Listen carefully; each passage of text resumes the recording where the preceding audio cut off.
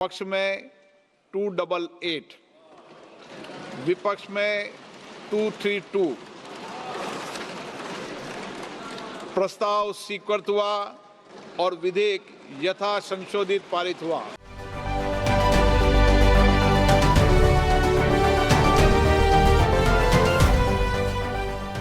संसद में काफी तीखी बहस के बाद वक्फ संशोधन विधेयक 2025 लोकसभा में पारित हो गया।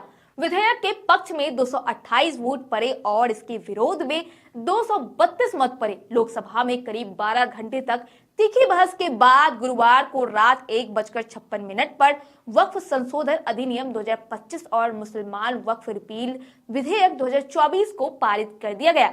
संसदीय कार्य मंत्री किरेन रिजिजू द्वारा पेश किए गए इन विधेयकों को 228 वोटों के समर्थन और 232 विरोधी वोटों के साथ मंजूरी मिली। अब इसे राज्यसभा में भेजा जाएगा। वक्फ अधिनियम 1995 और 2013 में संशोधित बिल में लगभग 40 संशोधनों का प्रस्ताव रखा गया था, जिसका उद्देश्य वक्फ संपत्तियों के प्रबंधन को आधुनिक बनाना, कानूनी विवादों को कम करना और पारदर्शिता लाना है।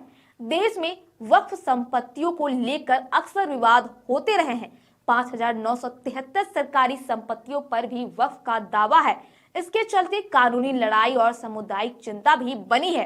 सरकार ने बताया कि सितंबर 2024 के आंकड़ों के अनुसार 25 राज्यों और केंद्र शासित प्रदेशों के वक्फ बोर्डों में 5,973 सरकारी संपत्तियों को वक्फ संपत्ति घोषित किया गया है। इसको लेकर केंद्र सरकार के पास भी लगातार शिकायतें पहुंची है।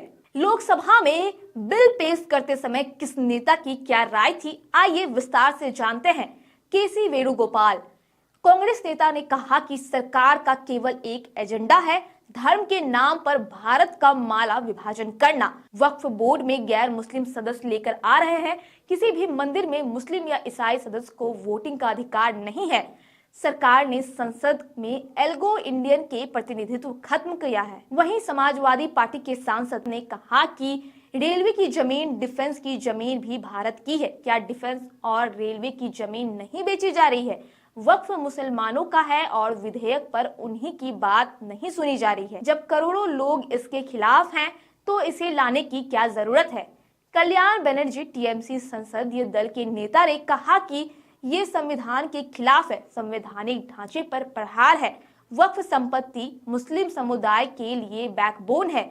यह इस्लामिक परंपराओं को लेकर गंभीर चिंता का विषय है। किसी भी धर्म में दिए जाने वाले दान को कैसे नियंत्रण कर सकते हैं? ए राजा डीएम के सांसद ने कहा कि ये कहानी गढ़ रहे हैं कि संसद भवन वक्फ बोर्ड को दे दी गई होती। आज का दिन इस संसद के लिहाज से भी महत्वपूर्ण है कि सेक्युलर देश किस तरफ जाएगा। राजनीतिक बिल इस सदन के माध्यम से पूरे देश पर थोपा जा रहा है।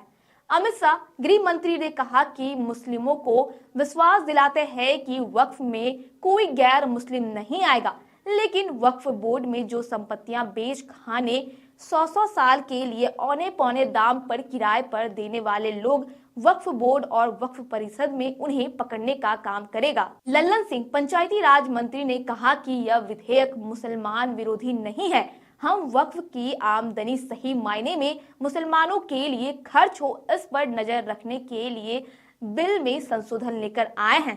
यह विधेयक पसमानदा मुसलमान, निचले तबके और निम्न वर्ग के मुसलमानों को अधिकार मिलेंगे। विधेयक पेश करते हुए किरेन रिजिजू ने कहा कि 2013 में दिल्ली वक्फ बोर्ड ने संसद भवन को भी वक्फ प्रॉपर्टी घोषित कर दिया था। यूपीए सरकार ने इसे डिनोटिफाई भी कर दिया था। अगर देश में मोदी सरकार नहीं होती तो आज जिस जगह हम बैठे हैं वो भी वक्फ की होती। लोकसभा में कांग्रेस के उपनेता गौरव गोगोई ने कहा कि रिजिजू झूठ बोल रहे हैं, उनको अपनी बात का प्रमाण देना चाहिए। आज ये अल्पसंख्यकों के प्रति संवेदना जता रहे हैं, जबकि उनकी डबल इंजन सरकारों ने लोगों को नमाज पढ़ने तक नहीं दिया। बहरहाल आपकी इस खबर पर क्या राय है, हमें कमेंट करके जरूर बताएं। वीडियो को लाइक करें, सब्सक्राइब करें। ऐसे ही तमाम खबरों के लिए देखते रहे स्वराज पोस्ट।